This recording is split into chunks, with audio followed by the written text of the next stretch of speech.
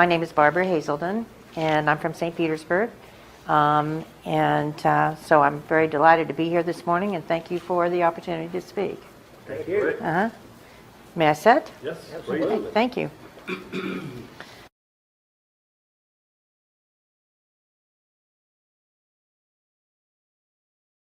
I'm representing a large faction of people, no tax for tracks, that are coming together in opposition to this, what we feel like is a duplicative system that is unnecessary. This is our public bus system, PSTA, and we have a fine bus system in PSTA. There's no doubt it's something we can really be proud of.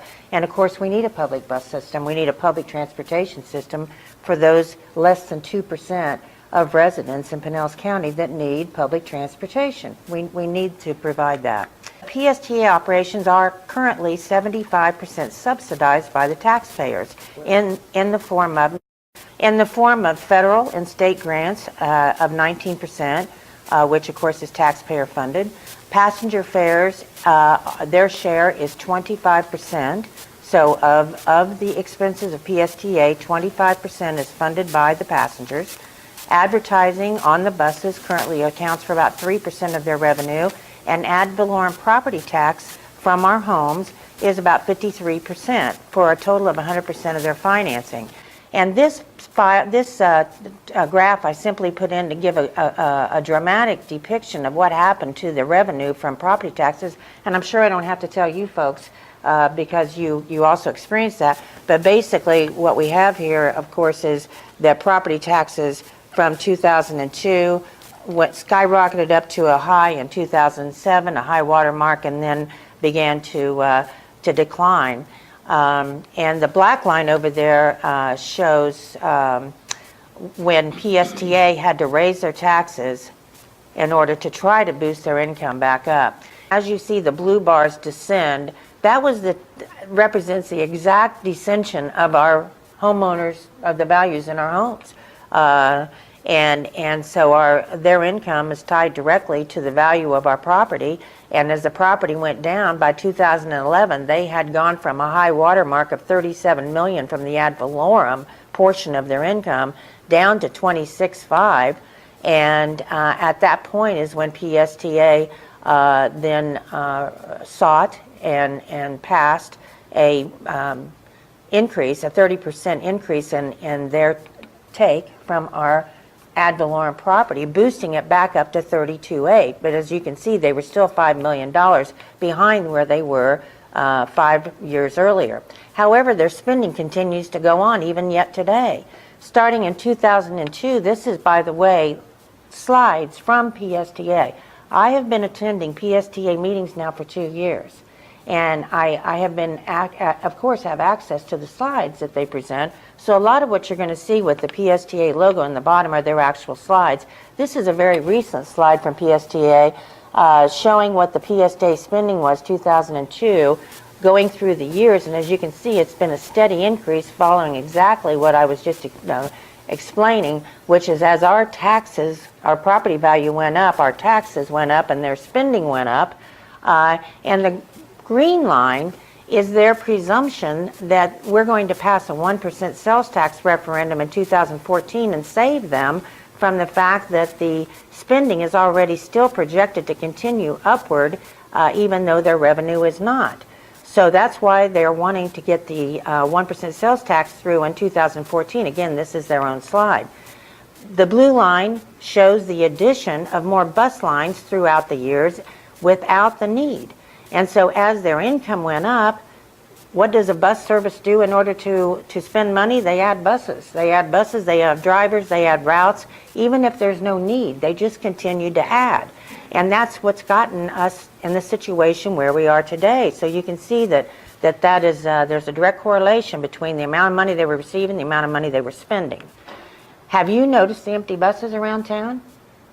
Have you noticed the empty buses with black windows? The windows are getting so black you can't even see who's inside of the buses, but I've gotten in the buses and there's not people in those buses oftentimes. The buses are getting bigger and bigger and the windows are getting blacker and blacker, and currently we now have 204 buses in Pinellas County, doing 5,100 bus stops on 43 routes, and 14 million trips in 2012. The annual budget is $62 million for operations. That doesn't include their capital budget. They have 584 employees. The annual mileage driving around the county is 8.5 million miles, and the CEO's salary, $170,000 a year. He was hired in 2011 from the Charlotte Transit System with the specific task of trying to get light rail through in Pinellas County. In 2010, they issued a severe projection.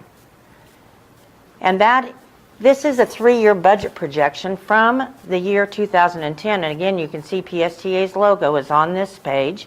And in 2010, they said, in 2011, we're going to be operating $2 million in the red.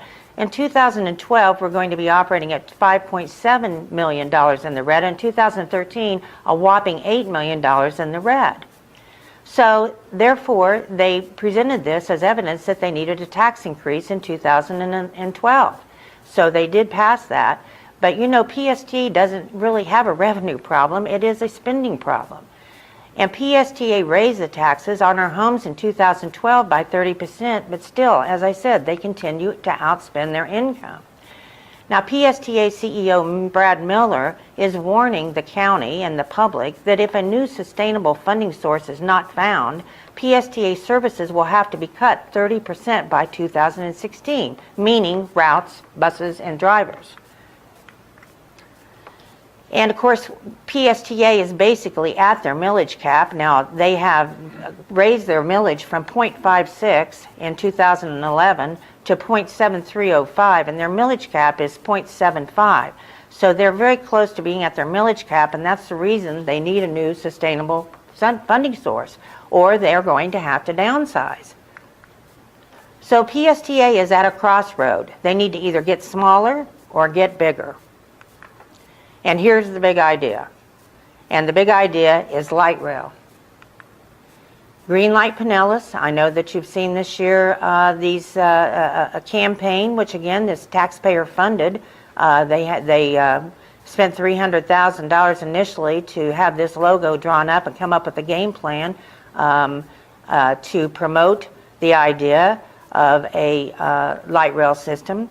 And in order for this to work, I have here just as a reminder to me to just say, you know, we live in a society today, each one of us do, where we have the keys to our car, we have a cell phone, and control of our money.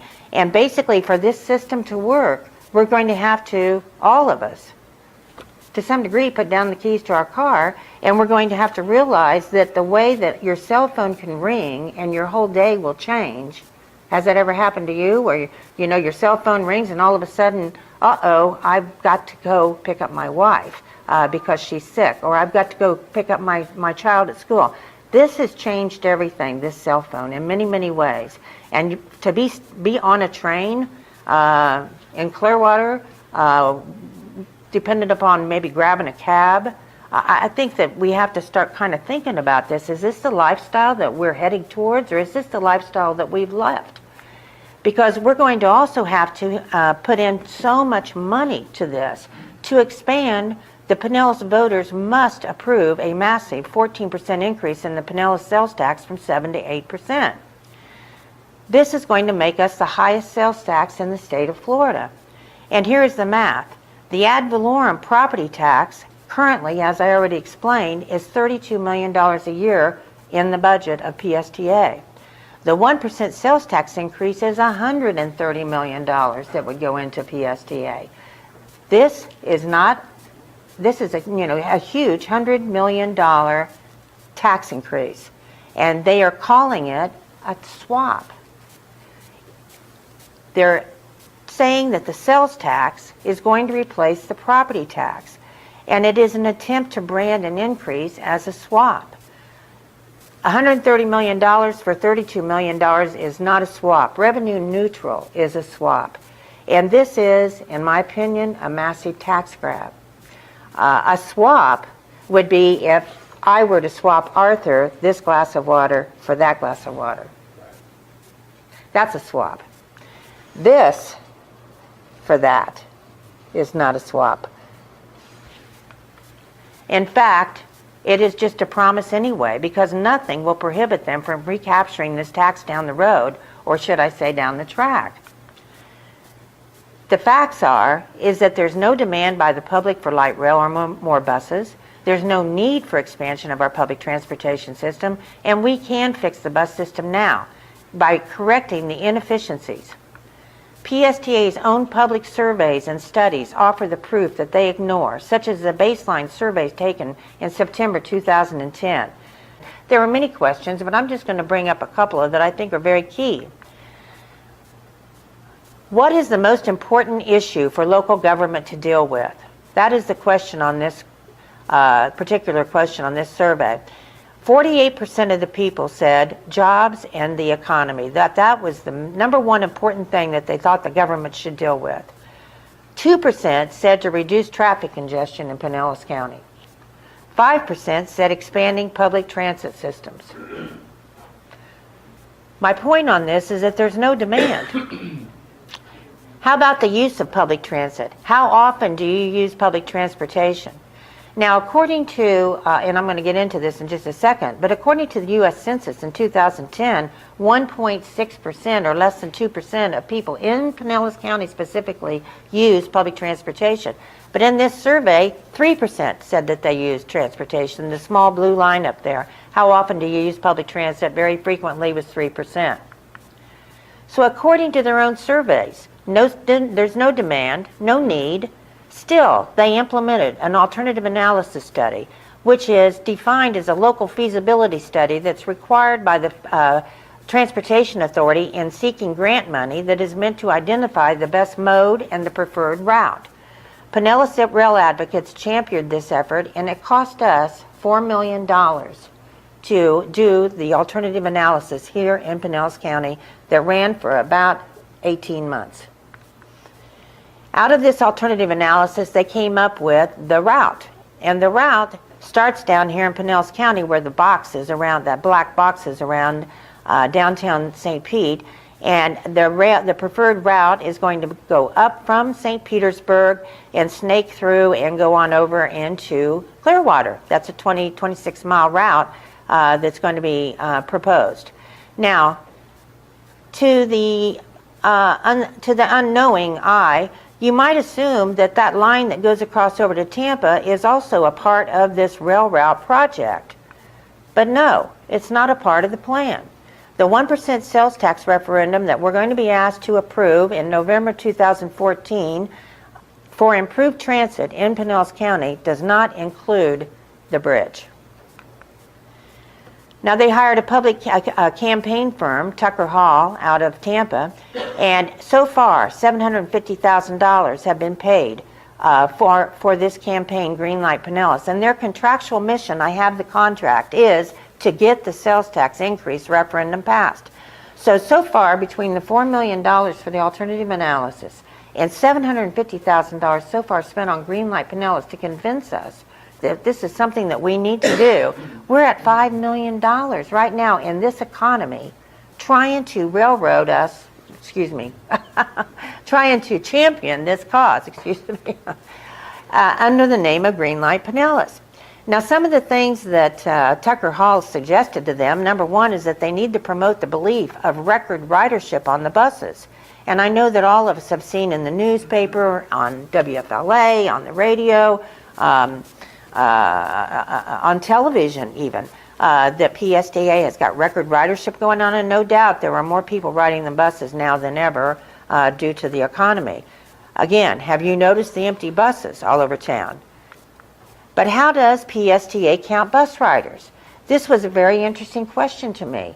How could it be that they have 1.2 million bus riders per month when we have 900,000 residents in the county? That just perplexed me.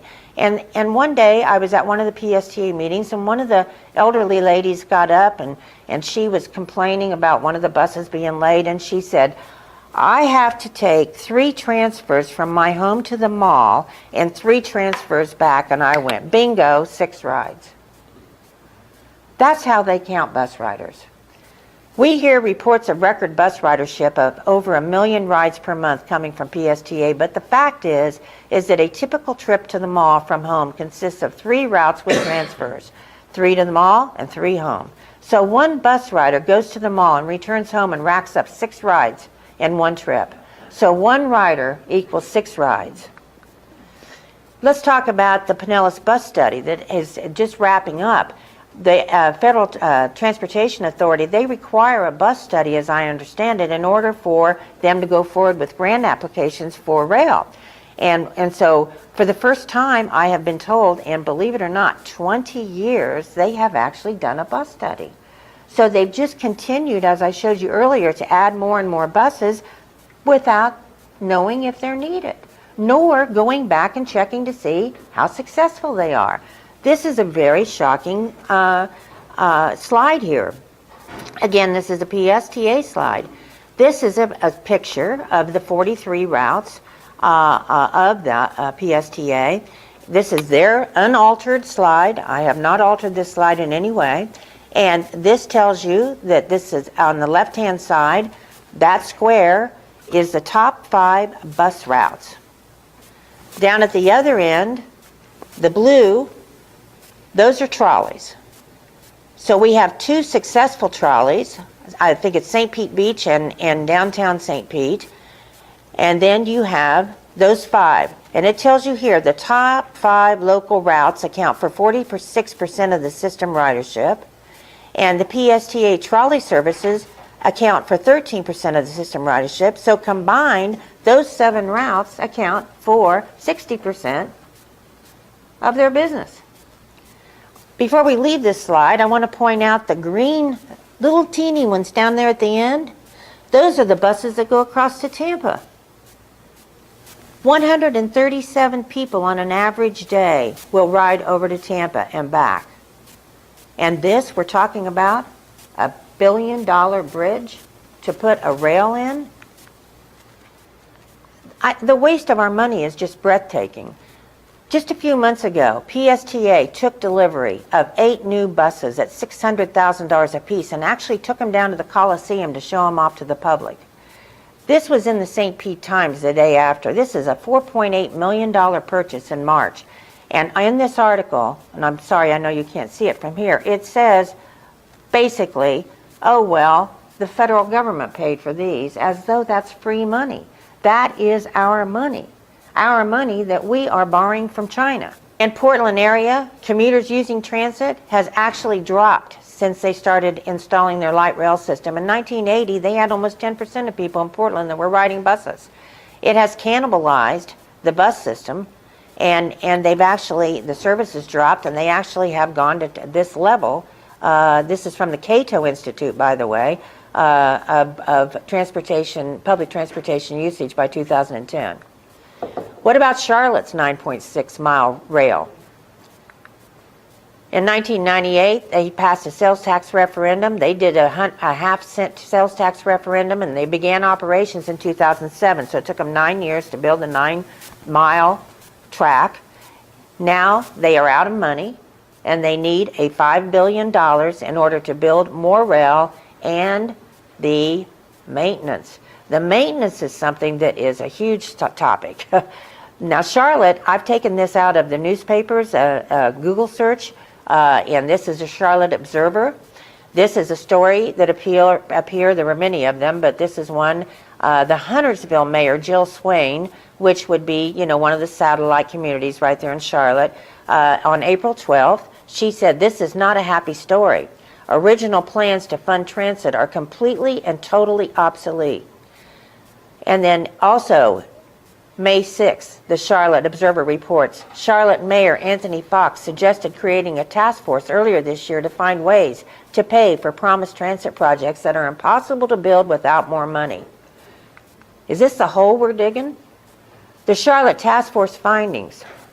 The task force estimated CATS would need to find $3.3 billion to build the remaining transit corridors, as well as $1.7 billion to operate and maintain the lines through 2024. That's the $5 billion I referred to.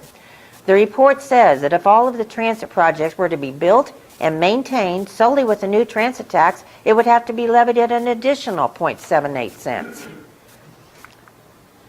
This is pretty scary business, isn't it? You know, I look at this and I think of the Sunshine Skyway Bridge, or maybe the pier downtown St. Pete, or maybe the bridge going across to the Howard Franklin to Tampa. We have a lot of infrastructure aging around our community right now. Just stop to think what would happen, and I want to mention to you that one of the biggest untalked about features about rail is the $80 billion nationally of deferred rail maintenance. Mayor Swain of Charlotte up there also said, to make up for the funding shortfall, we will have to look at more creative options and rely less on sales tax. So they've gone the sales tax route. Now they're trying to find another route. The PSTA tax swap promise could vanish in a very few short years, and we're simply going to be double taxed. The truth is that the innovations that are coming in personal transportation. This is another Wall Street Journal article, June 27, 2013. Driverless cars are likely to get boost from the DOT ruling. DOT just did a ruling, and it said federal regulators are expected to issue new rules in the next few months that could jumpstart the market for cars that communicate with other cars and road infrastructure. Think Blockbuster. Think Blockbuster. Where is Blockbuster today? It's in a box at Publix. Red box. A red box. Because the future looks like this. Think Greece. Think Cyprus, Stockton, California. You know, I just saw an article a couple of days ago. Italy is getting ready to have an auction, and they're going to be auctioning off some of their old castles because the way they've been running their country is running them into bankruptcy. And of course, we're seeing that all across Europe and also in places like California. And I have no confidence in an unbiased process over next year. I have no confidence in the financial risk that we'll be taking or the light rail system as an enhancement to our community. The public bus system is in trouble. I say cut 30% of the routes and do it now. This is why we have a public bus system here. We need to save the bus system for those that depend on it. And I know for a fact that there is 30% that they could cut, and we should be demanding that they do this as a result of this bus study. They know exactly which routes. They can go to what's called the core system and eliminate an easy 30% of routes and upright this, and we can go on to our other problems and not be worrying about this. Thank you.